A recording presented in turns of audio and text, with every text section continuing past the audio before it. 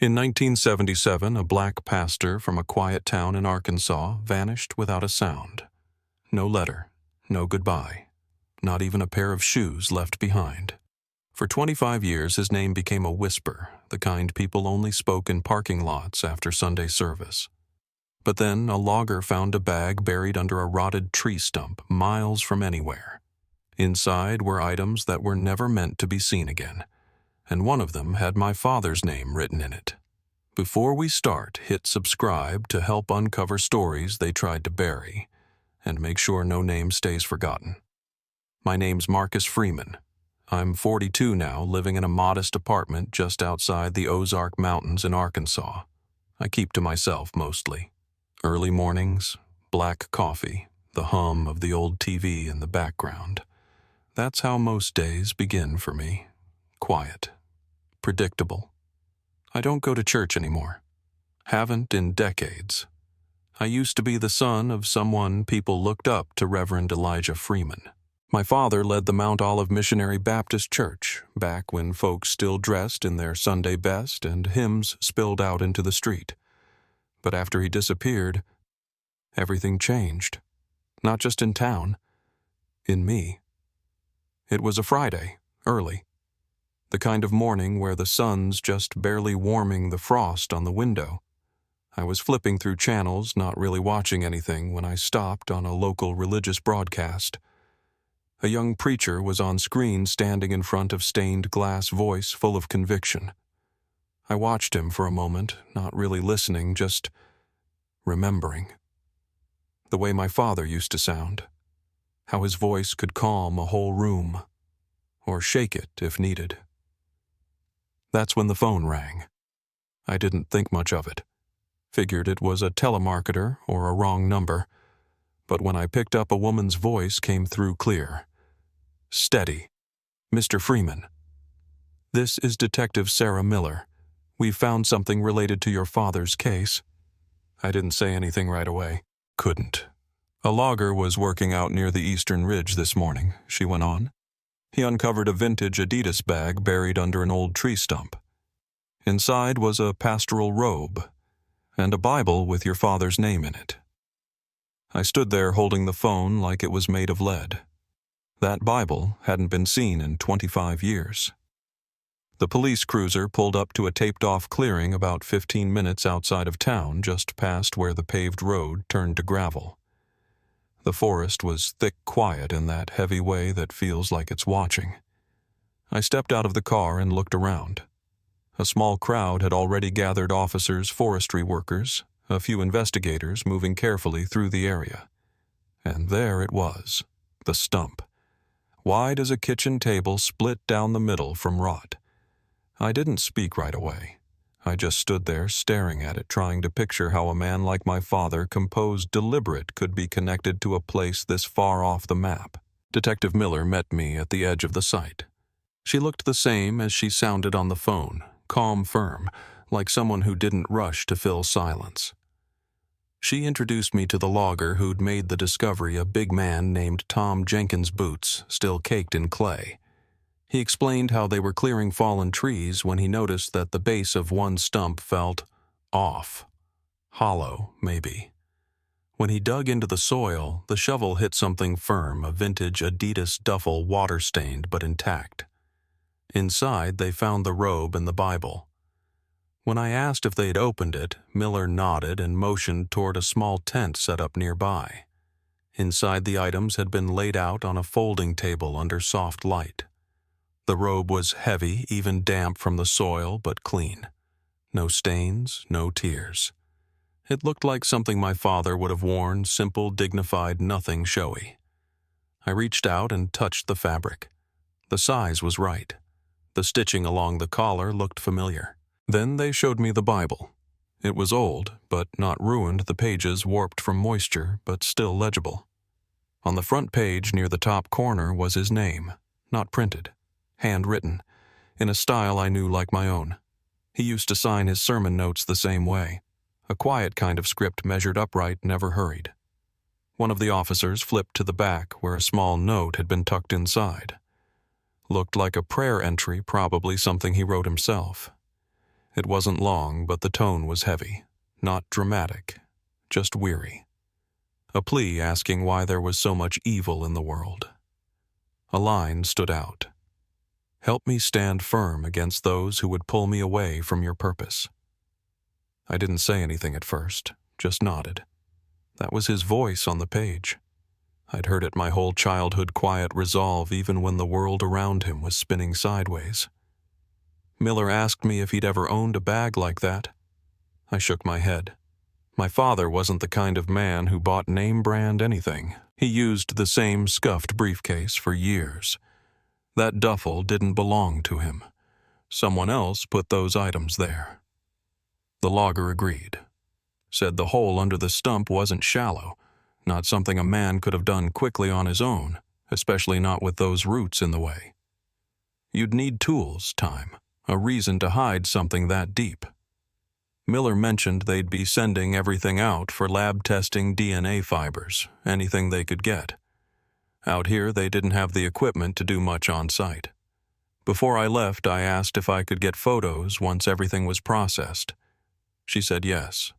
One of the officers would contact me. On the ride back into town, I didn't speak. I just sat there with the robe's fabric still on my fingertips. After all these years, something had surfaced. Not just a Bible, not just a bag, a truth that someone had tried to keep buried. When we got to my place, I didn't go inside.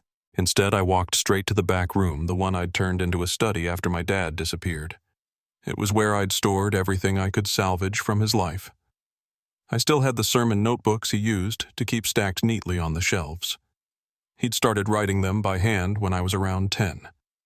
Even after he got a typewriter, he still used those same brown hardback journals year by year, sermon by sermon.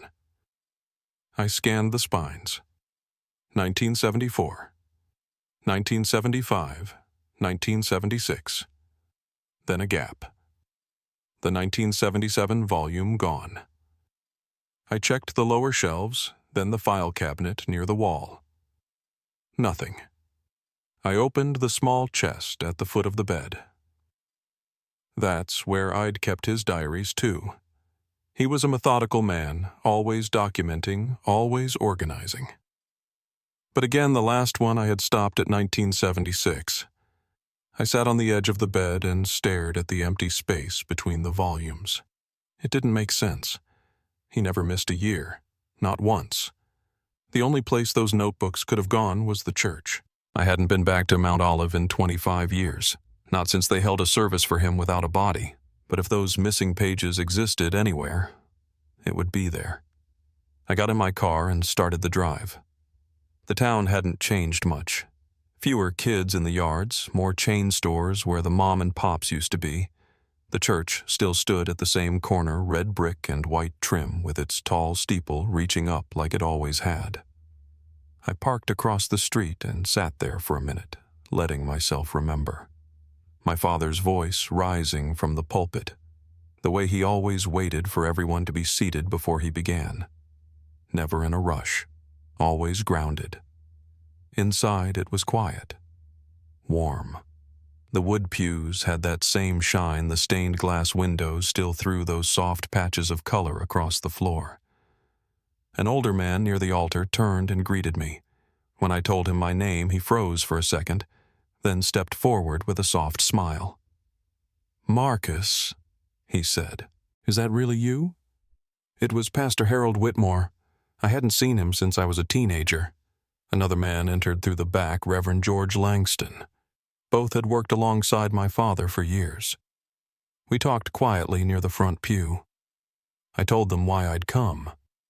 That the police had found something. That the case was being looked at again. When I asked if they'd ever seen my father struggling in those final weeks, emotionally, spiritually, neither one spoke right away. Harold eventually said he'd noticed Elijah spending more time alone in the church office. George added that he'd often hear him praying late at night. Not unusual on its own, but something about the way they said it felt careful, like they were choosing their words. I asked about the missing notebooks, the 1977 sermon journal, his final diary. We looked. First in the church office, then in the library. The shelves had changed over the years, but some of the old storage boxes were still there. We opened each one, and each. Nothing.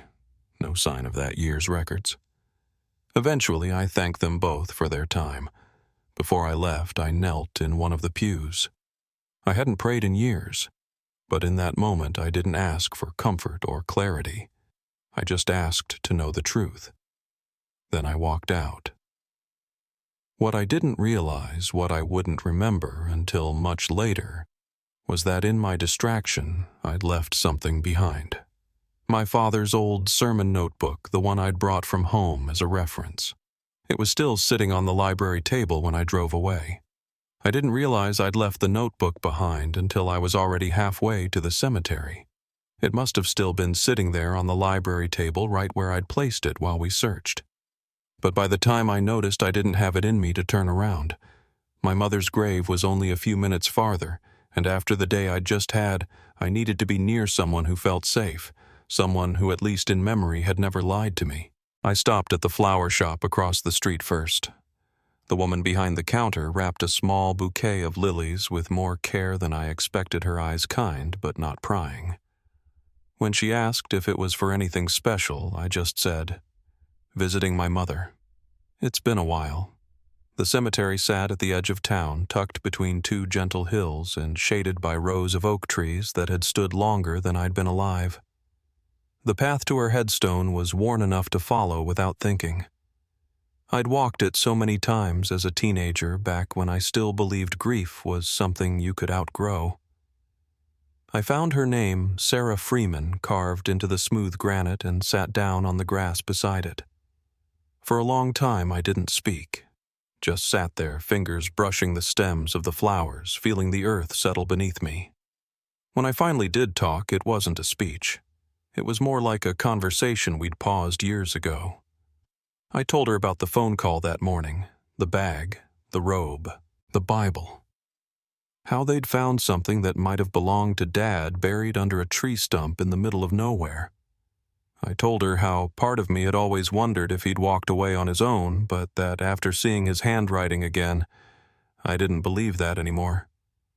I told her I just wanted to know what happened. That was all. I don't know how long I sat there, but at some point I heard something behind me. A sound I hadn't expected, a soft, trembling cry. It wasn't the kind of weeping you hear from a grieving adult. It was small, high, like a child trying not to be heard. I turned and saw a boy sitting beneath one of the trees a few rows away. He looked maybe 9 or 10, hunched into himself, sleeves pulled over his hands. I walked over slow so I wouldn't scare him and asked if he was okay. He looked up, his cheeks streaked with dried tears, eyes swollen from crying. "What's your name?" I asked. "Robbie," he said, then hesitated before adding, "Robbie Hark." I asked if someone was with him, his parents maybe, or a guardian. He didn't answer, just pointed toward a grave nearby. When I asked again if someone was looking for him, he shook his head. "They don't like me," he said quietly. "My aunt and uncle." Something about the way he said it, flat, not angry, hit me harder than I expected. I told him I understood. That after my mother passed and my father disappeared, I'd had to live with relatives too. It wasn't always easy. "I can stay with you?" he asked. Just for a little while, I told him I could sit with him for a bit, but eventually someone would need to take him home. Then I placed my hand gently on his shoulder and realized right away something was wrong. His skin was burning up through his jacket. He was flushed, trembling slightly. I asked if he felt sick, and he nodded. "Fever," I said, more to myself than to him. "You need to see a doctor. Please," he whispered, "don't take me home." I crouched in front of him and said, "Okay, but I can't take you to my place either. That wouldn't be right. What about a hospital?" He looked down, scared, then said something I didn't expect. "Can you take me to a church instead?" I asked him why, and he said, When I was sick, my mom used to take me to the pastor for take-home communion. She said it helped. That's when it clicked. My father used to do the same, bringing communion to people who were ill or shut in. He'd taught me how to prepare it, how to handle the elements with care. It wasn't just a tradition, it was a kind of comfort, especially for those who didn't have much else. I made him a deal. I'd take him to the hospital first, but I promised I'd get him a communion set from the church and bring it back. He nodded slowly, and we walked to the car together. I drove him to County General, explained the situation to the staff, and stayed until he was checked in. He didn't have ID, but the nurses said they'd look into family contacts based on his name. As he was wheeled away, he looked back at me. "You promised," he said. "I know I told him. I'll be back soon." When I stepped outside, the sky had dimmed, the last light fading behind the tree line. I got in my car and called the church. No answer. Not even voicemail. I decided to go in person. I arrived to find the main building mostly quiet, but a young staff member was still inside. Probably no older than 20, polite but unsure what to make of me. When I explained who I was and what I needed, he seemed to recognize the Freeman name. "I was here earlier today," I told him. "I think I left a book in the library. And I need to pick up a communion set for a sick child at the hospital." He nodded and led me to the back hallway. The library looked just like we'd left it, bookshelves, neat tables cleared. My father's notebook was still there, sitting right where I'd forgotten it. As I picked it up, I noticed that the stacks we'd searched through had been reshelved already. Someone had come through and tidied up. Then something caught my eye. On the top shelf near the back corner was a book leaning slightly out of place. Not enough to draw attention, but just enough to look like someone had moved it recently. "I should fix that before it falls," I said, reaching up. The staff member offered to get it, but I was already stretching for it. The spine was thick. When I grabbed it, it slipped from my hand and dropped hard to the floor. It landed with a dull thud and splayed open. "Sorry," I said, bending down. The title read, "Church Financial Management and Stewardship." A textbook. But what stopped me wasn't the cover. It was the writing in the margins. My father's handwriting. I knew it instantly. Firm, deliberate strokes. Notes scattered across several pages. I asked if the book could be checked out, and the staff member logged it for me without question. While he went to the sacristy to prepare the communion set, I sat in the hallway, turning pages slowly. One section had been marked up more than the others, passages about financial oversight, ethical responsibility, consequences for mishandling church funds. My father had underlined those parts, scribbled comments beside them. In one margin, a phrase stood out. Accountability to God first, then to the congregation. As I kept reading, something strange happened. I noticed faint impressions on the page, erased pencil marks. Like someone had tried to scrub them out, but couldn't fully erase the pressure of the writing. I tilted the page toward the light and saw two names, Harold Whitmore, George Langston, both lightly circled, both followed by question marks. I closed the book, holding it quietly in my lap. The staff member returned with the communion set wrapped in cloth. He didn't ask any questions, just handed it to me. I thanked him and walked toward the exit. From the side window, I could see movement out in the cemetery. Two figures, one holding a bag, the other standing over a patch of turned earth. I didn't need a closer look to know who they were. Harold and George. Whatever they were doing out there at dusk, whatever they were burying, it wasn't part of any church tradition I'd ever known. I stood at the window for a while, watching them move through the cemetery. The sun had dropped behind the ridge, and whatever light was left was being pulled slowly into the ground. From that distance, I couldn't see their faces clearly, but I could tell by the way they moved, cautious, alert, that this wasn't something routine. Reverend George had a shovel in his hands, and Pastor Harold was holding a large, dark bag. They weren't blessing anything. They were working hurried but deliberate over a patch of dirt that looked freshly turned. I didn't approach them right away. I just stepped back from the window and held the communion set a little tighter in my hand. I didn't know what I was going to say. I just knew I had to look them in the eye. By the time I crossed the lawn and reached the cemetery gate, they were still out there near the far side where the older stones were. I called out before I got too close.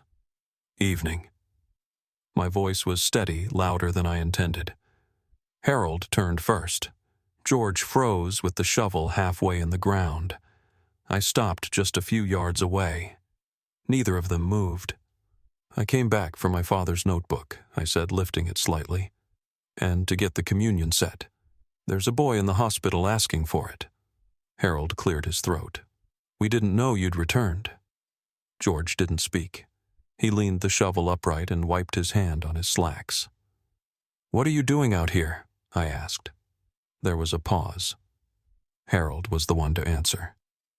"We were asked to relocate an old grave, a parishioner's pet long buried here. With space running low, we needed to make room." He motioned toward the mound with a vague kind of gesture. George added, "We got permission.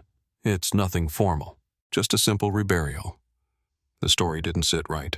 Not the words, not the timing, not the way George kept shifting his weight from one foot to the other. But I didn't press them. I just nodded and stepped back. "All right. Just thought I'd say thank you again for earlier." I turned to leave. As I walked back to my car, I could feel their eyes on me the whole way. And that bag, whatever it held, was still at George's feet. When I got in my car, I didn't start the engine right away. I waited, watching from behind the windshield. I saw them speak quietly, saw George pick the shovel back up, then I saw him load the bag into the trunk of his car.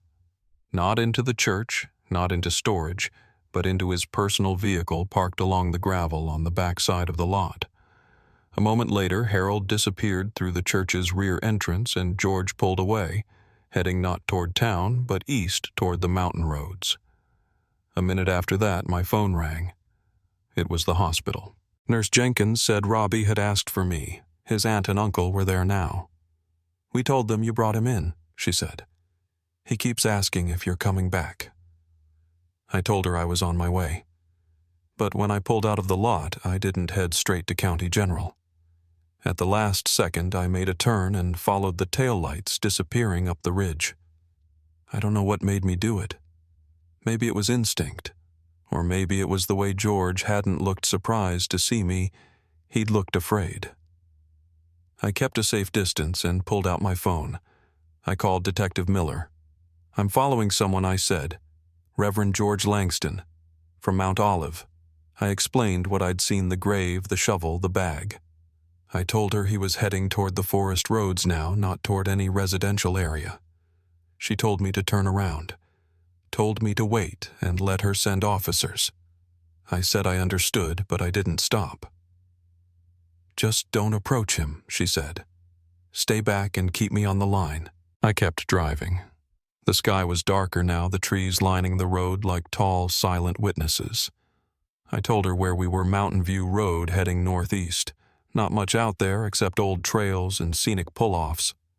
George's brake lights flared ahead, then turned off onto a gravel loop near one of the lookouts. I slowed and pulled in a few hundred feet behind him. From there I could see the edge of the overlook, a wooden platform barely lit by a single lamp. He got out with the bag and the shovel and started down the steps toward the trail that ran along the cliff. I stayed in the car until his headlamp disappeared below the rail. Then I got out, grabbed my flashlight, and followed. I don't know what I was expecting. Maybe I thought he'd buried something or was trying to dump something he couldn't risk being found. But what I found stopped me in my tracks. He was standing near the lower platform, just feet from the edge. I called his name. He spun around fast, and the beam from his headlamp caught me in the face. When it shifted, I could see his expression, tight-cornered, desperate. "You've been following me?" he asked. "I saw you leave," I said. "What's in the bag?" "So you've figured it out," he said. "Don't play dumb." Before I could respond, sirens echoed in the distance, soft, then louder, bouncing off the trees. George's eyes widened. He dropped the bag. It landed with a dull, hollow thud heavier than soil. I stepped forward and looked inside. 2 books, covered in dirt and dried moss. I didn't need to open them to know. One was the missing 1977 sermon notebook. The other, his personal diary.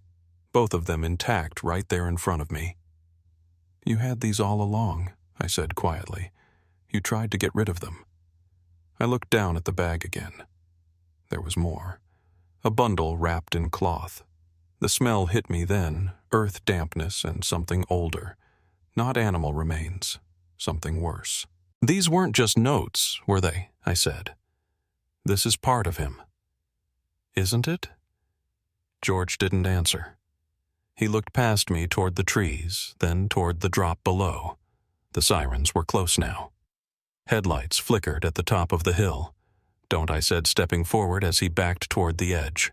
But he was already climbing the railing. "It's better this way," he said. "It's better than prison." "It's not," I told him. "You don't get to disappear. Not like he did." He shifted forward, but before he could jump, 2 officers rushed down the stairs and grabbed him by the arms, pulling him back over the rail. He struggled, but it didn't last long. One officer cuffed him. The other collected the bag. The whole time I just stood there, hands still on the books. They didn't take them from me right away. They let me carry them back up the stairs. Miller met me at the top. Her expression was firm, but not cold. "We'll need your statement," she said, "and we'll have to confirm what's in the bag." I nodded. "There's one thing I need first," I said. "Could someone call the hospital? Let them know I'll be late. I made a promise to a boy, and I intend to keep it." She said she would. Then we walked to the cars in silence, the gravel crunching beneath our shoes, and the trees above us holding their breath. At the station, they brought me into a quiet room while the evidence was logged and photographed. The walls were bare except for a single clock and a bulletin board with pinned-up forms. Detective Miller came in holding the 2 books I'd carried up from the lookout, the missing 1977 sermon notebook, and my father's personal diary. She set them down gently on the table in front of me. "Before we start, I need you to confirm, do you recognize these as belonging to your father?" I nodded without hesitation. The notebook was unmistakable. He used the same lined ledger for every year, same black cover, same gold trim. The handwriting was his careful upright. I flipped it open slowly, scanning the dated entries. The sermons from January, February, then into early April. Themes like integrity, reconciliation, truth in the face of adversity. His outlines were annotated with scripture cross-references, even small observations in the margins. There was one from April 3rd titled, "The Courage to Confront Evil with Love." I didn't speak, just stared at the words he had written less than 2 weeks before he vanished. While I examined the notebook, a forensic tech entered carrying the diary. It had suffered far more damage. Leather cover, nearly rotted through pages stuck together from decades of moisture and mold. "We've separated what we can," the tech said. "Most of it's still unreadable, but there are fragments." He opened it with gloved hands and pointed to one legible section. The handwriting was faint, but clear enough to follow. I leaned in. The words hit like a held breath finally released. "Cannot ignore this any longer. The missing funds are now over $10,000. When confronted privately, Harold and George denied everything. But the evidence is undeniable. I've prayed for guidance on how to proceed without shaming them publicly. But they must be held accountable." I sat back in the chair and closed my eyes for a moment. That was him, my father, writing not as a victim, but as a man torn between mercy and justice. The entries suggested he'd been documenting this for weeks, that he'd tried to handle it quietly, that the pressure had been building long before he disappeared. Another officer came in with a bag marked for biohazard. Inside were fragments of cloth, what looked like dried grave soil, and beneath that, something pale and rigid. The technician said it appeared to be part of a human skull. "We believe these are your father's remains," Detective Miller said softly. "We'll confirm through DNA, but based on location and context." She didn't finish. I didn't need her to. I gave my formal statement after that, everything I'd seen from the moment I got the call to the confrontation at the lookout.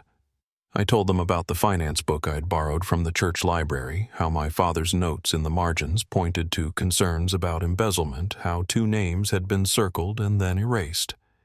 I described the cemetery encounter, the bag, the lies. I didn't try to add weight to anything. I just said it plain. When I was done, Miller stepped out to check on the interrogations.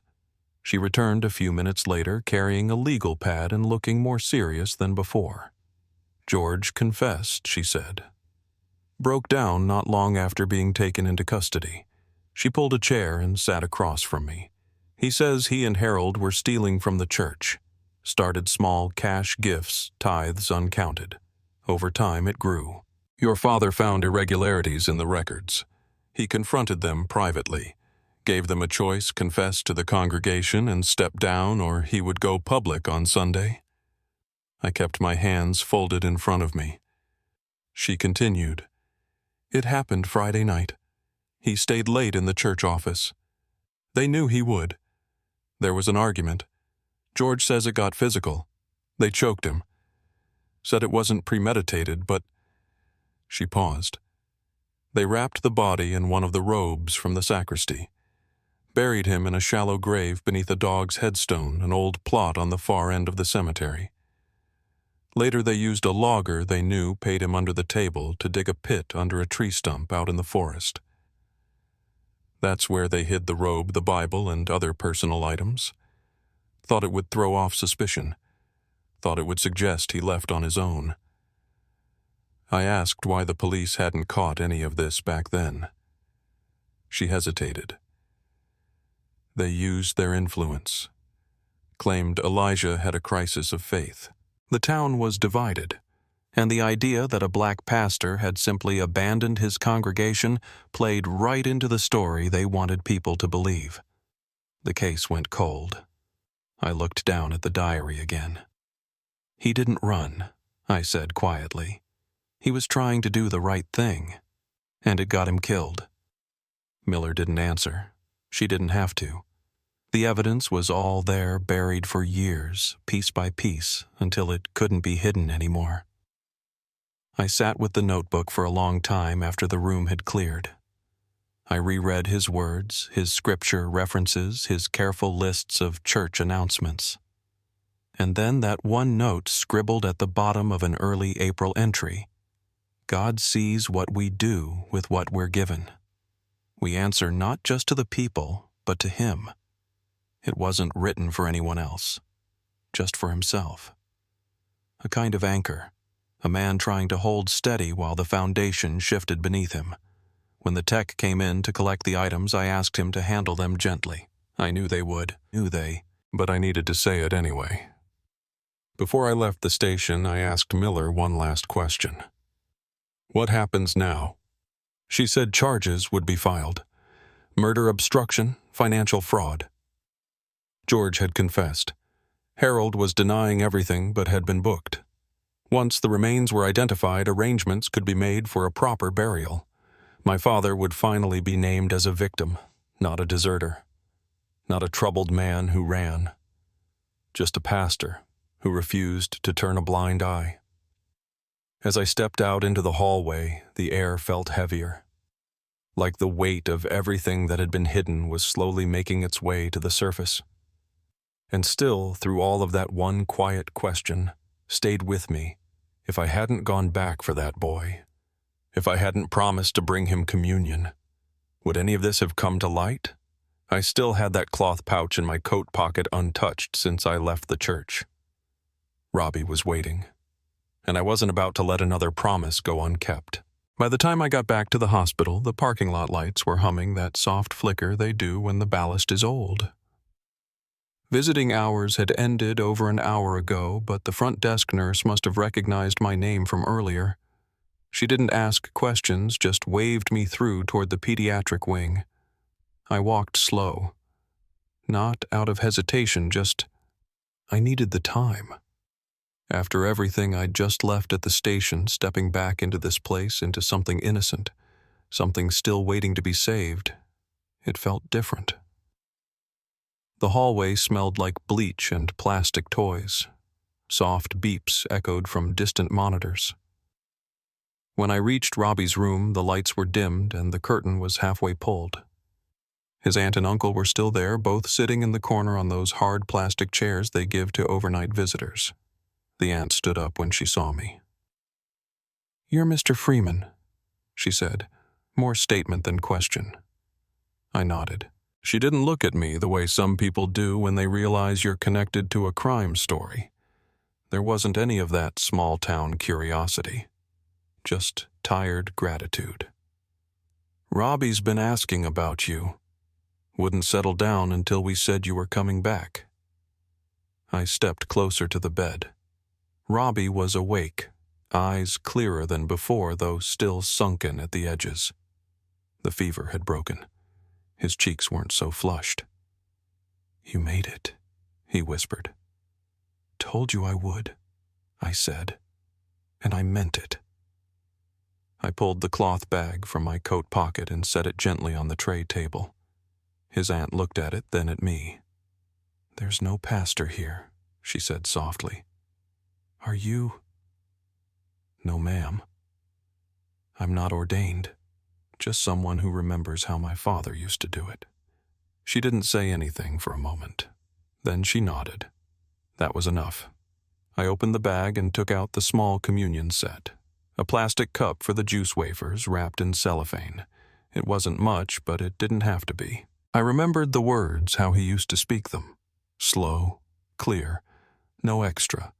I said them the way he did. Not performative, just present.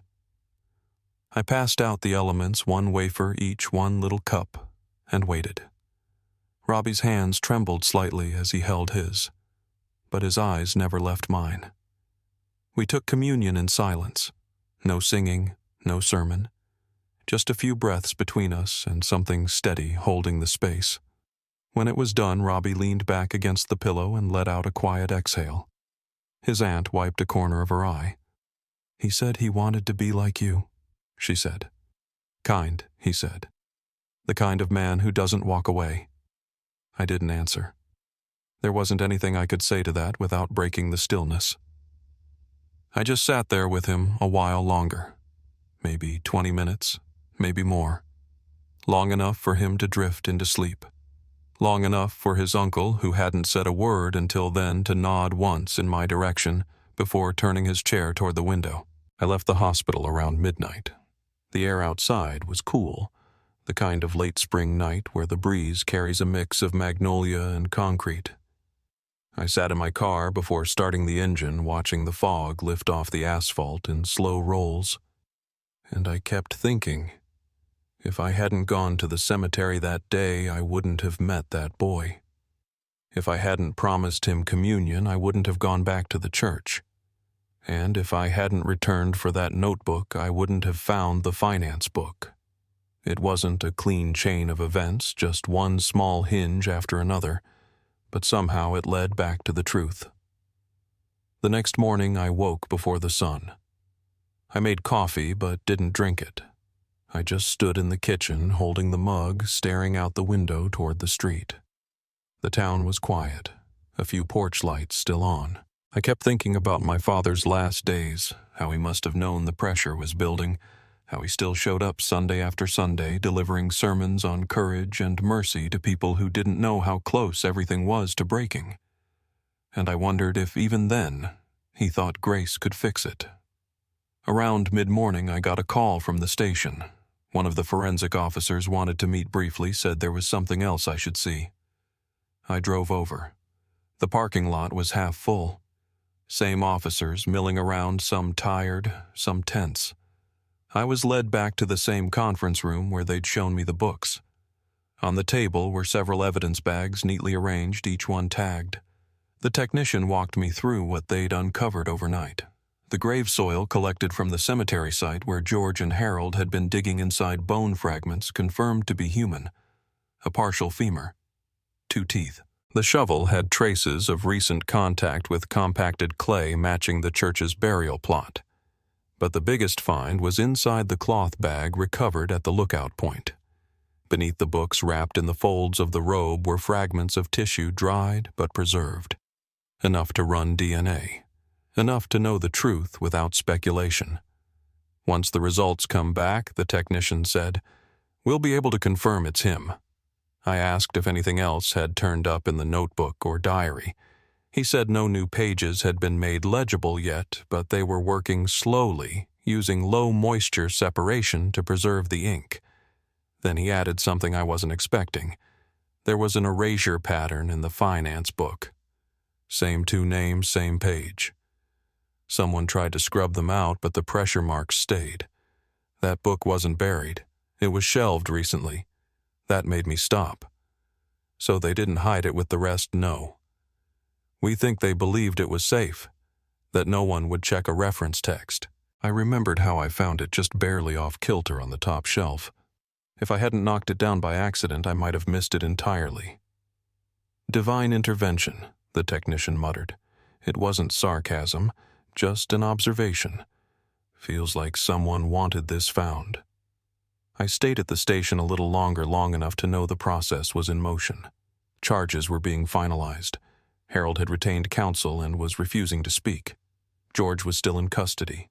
Confession recorded. Statement signed. I didn't need to be there for the rest.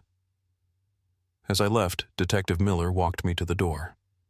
She didn't say much, just placed a hand on my shoulder and said, "You did right by him." I drove home with the windows down, letting the wind pull through the cabin. The air smelled cleaner than the night before. As I pulled into my driveway, I noticed something on my porch, a small envelope tucked under the mat.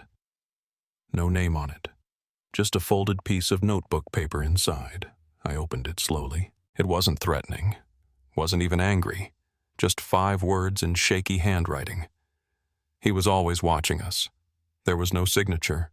No return address. Just that one quiet sentence. I stood there a long time, holding the note in my hand, watching the light stretch across the front lawn. Something told me this wasn't quite over yet. I brought the note inside and laid it flat on the kitchen table under the light. Just 5 words written in uneven script. He was always watching us. No envelope markings, no initials. The paper was standard, torn from a spiral-bound notebook, still rough along one edge. I didn't recognize the handwriting, but it had the look of age behind it. Not a child's hand. Not practiced either. Just someone trying to say something and not sure how. I called Detective Miller. Told her about the note, how I found it. How there were no tracks in the yard, but the mat had been shifted. She asked me to bring it in. I drove it over that afternoon and handed it off to the same technician who'd handled the diary. She didn't promise anything, just said they'd dust it and log it. But she seemed curious. Notes like these, she said, they usually mean there's more still out there. People forget things. Then something triggers a memory they don't want. I didn't ask what she meant by that. I just nodded. Before I left, I asked Miller if there'd been any movement from Harold. She looked tired, still not talking. His attorney's stalling, hoping the confession won't hold up. I asked if the note changed anything. Maybe she said, "Depends where it leads." I walked back to my car with a strange heaviness. Not dread, just the weight of something unfinished. That night I couldn't sleep. I sat on the back porch with a blanket wrapped around my shoulders, the kind of quiet that only comes when the whole neighborhood's gone to bed. Crickets were loud. The air smelled like damp grass. I kept replaying that sentence. He was always watching us. I couldn't shake the feeling it meant more than just guilt, like maybe someone else knew or saw. The next morning, I drove out to the edge of town where the old Freeman place used to sit before it burned down. It was just ash and weeds now, a foundation rimmed with cracked concrete and rusted nails. I stood there a while watching the sun climb behind the treetops and tried to imagine what my father would have seen from this porch. He used to sit here in the evenings back when I was a kid, reading scripture aloud to no one in particular, just his voice drifting out into the pines. On a whim, I crossed the road and headed up the path behind the property line. It wasn't maintained, just a game trail now barely visible. But I knew where it led. Half a mile through thick brush there was a storage shed. My grandfather built it in the 40s. It was never torn down after the fire, just left to rot. I hadn't been out there since I was 17. When I reached it, the door was still hanging open from the last storm hinges, half rusted and crooked. Inside, the light cut in at a slant through missing boards. Everything smelled like wet wood and old soil. There were broken crates stacked in the corners, a rusted push mower, some rotted blankets rolled up along the wall. But what caught my eye was the far shelf an old file box taped shut with brittle masking tape. I pulled it down gently and carried it outside where the air was clearer. The box was lighter than I expected. When I peeled it open, I found a stack of manila folders, some church bulletins, and beneath that several cassette tapes wrapped in wax paper. I took them back to the house. Spent most of the afternoon cleaning out the old tape player from my mother's things, needed a fresh 9-volt and a little coaxing to get it to turn on. The first tape was labeled 41077. Office. I hit play and waited. The recording was faint grainy, with a high-pitched hiss, but my father's voice came through steady. He was speaking into the recorder like he'd done it before. April 10th, 1977. Elijah Freeman, Pastoral Notes. Confidential. There was a pause. Papers shuffled. Then his tone changed, lower guarded. This afternoon, Harold confronted me about the board meeting. Said he'd heard from George that I was planning to bring the matter to a vote. I told him I couldn't remain silent, not after what I'd seen. He grew angry. Said I was risking everything, splitting the church, bringing shame. I reminded him it wasn't my doing. The shame was already there. It was the truth that needed light. He paused again, breathing heavy into the mic. If anything happens to me, I want it known I did not leave by choice. I love my wife. I love my son. I would never abandon them. This is not about vengeance. It's about restoration. The tape clicked softly but kept running, just ambient noise now. A chair, creaking maybe. A faint cough in the background. Then silence. I sat there a long time after it ended, hands still on the player pulse, low and steady in my ears. He'd recorded that just 5 days before he disappeared. I checked the other tapes. Some were blank, others were full of sermon drafts, voice rehearsals, scripture readings. But none held the weight of that first one. I called Miller and told her. She asked me to bring it in immediately. When I did, she didn't say much. Just took the tape and walked it straight back to the evidence lab. This could seal it, she said quietly. Even if Harold never speaks. I asked if she thought he knew about the tapes. If he did, he thought they were long gone. As I left the station, a storm was moving in low clouds, folding over the sky like bruises. I drove home, slow headlights cutting through mist. I couldn't stop thinking about the tape. About my father speaking into that little plastic recorder, probably late at night after everyone else had gone home. No one to hear but the walls. And yet, somehow, here it was. Still speaking. Still clear. Before I went to bed, I checked the porch again. No new notes. But something about the air felt shifted. Like a current changing direction just beneath the surface. I don't know why, but I opened the front closet and dug out the old Freeman family Bible. It hadn't been touched in years. Inside, I found something I'd forgotten tucked between the pages of Psalms, was a photograph.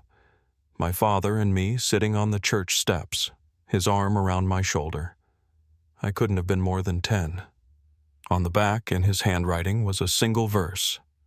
Let justice roll down like waters and righteousness like an ever-flowing stream. I traced the ink with my thumb and closed the book. I wasn't sure yet what came next, but I had a feeling the final piece was still out there waiting, just like everything else had been, hidden in plain sight. The subpoenas went out just after sunrise. Detective Miller called to let me know it was happening, not because I needed to be involved, but because she thought I'd want to hear it directly. The DA had reviewed the tapes, the ledger, the confession, the matching DNA, and had filed charges that morning, official and sweeping. George was already in custody, but now Harold was being brought in too, this time without the option of release. His lawyer had burned through every delay he could think of, but in the end, none of it stood up against the recording. That single moment where my father said, "If anything happens to me, I did not leave by choice." That was the nail. It wasn't dramatic. The arrest happened at Harold's home out on the edge of town. He didn't fight it, didn't speak, just stepped out onto the porch in a windbreaker and slippers and let them cuff him in the morning light. There was a stillness to it, like a chapter finally closing, but not cleanly. Miller told me the DA had agreed to pursue formal murder charges for both men. Not manslaughter, not conspiracy, murder. The coroner had ruled the bone fragments sufficient for a declaration of death, though it would still take time to identify all the remains. For now, it was enough to move forward. The community responded the way small towns always do, hushed first, then shocked, then strangely eager to rewrite the past. People I hadn't heard from in years suddenly remembered things, conversations they'd had with my father, odd looks they'd noticed at board meetings, things they had chosen not to say at the time. The church issued a public statement the day after the arrests. A new pastor read it aloud from the pulpit, a man I didn't recognize, maybe mid-40s, clean-cut, trying to sound both reverent and official. "We grieve the suffering caused," he said, "and we place our trust in the authorities to uncover the full truth." No apology, just grief and trust. I didn't attend the service, but I saw the footage on the local news that night, and I recognized the pews. Still the same worn red upholstery. Still the same window glass behind the pulpit that caught morning light in the shape of a cross. I kept waiting for someone to mention what the church had done to keep it quiet back then, but no one did. Not on camera, not in print. I drove out to the cemetery the next morning. They'd cordoned off the southern section crime scene tape fluttering in the breeze, 2 officers on rotation watching over the exhumation site. You could see where the ground had been disturbed, the way the earth cracked along the edges, like it had tried to heal but never quite settled. One of the officers recognized me. He nodded. "We're going to get it right," he said. I thanked him. I don't know if I believed it, but I appreciated the effort. Robbie's case was being treated separately. His aunt and uncle had agreed to a formal interview with Child Protective Services, and the boy had been placed under protective guardianship until the investigation wrapped. From what I heard, George had admitted enough to link him to Robbie's injuries, but they were still digging into timelines. The other children, those whose names had appeared in the red notebook, were harder to track. Some had moved away. Some refused to talk. Some didn't even know their names were written down at all. What disturbed me most was how many families seemed unwilling to revisit the past, like acknowledging it would tear up something they'd carefully buried. That week, I helped Miller comb through the remaining church records. Most of them were financial budgets, committee minutes, donation slips. But toward the back of one file drawer, we found a folder marked simply Building Projects 1975-1978. Inside were receipts, purchased materials, supply runs, concrete orders. Nothing strange until we noticed one file with a large red X in the corner. It was labeled Fellowship Hall Storage, lower level. The church didn't have a lower level, at least not one listed in the blueprints. We double-checked. Miller made a call to the county office and they confirmed no basement permits were ever filed for that building. 2 days later, we brought in ground-penetrating radar.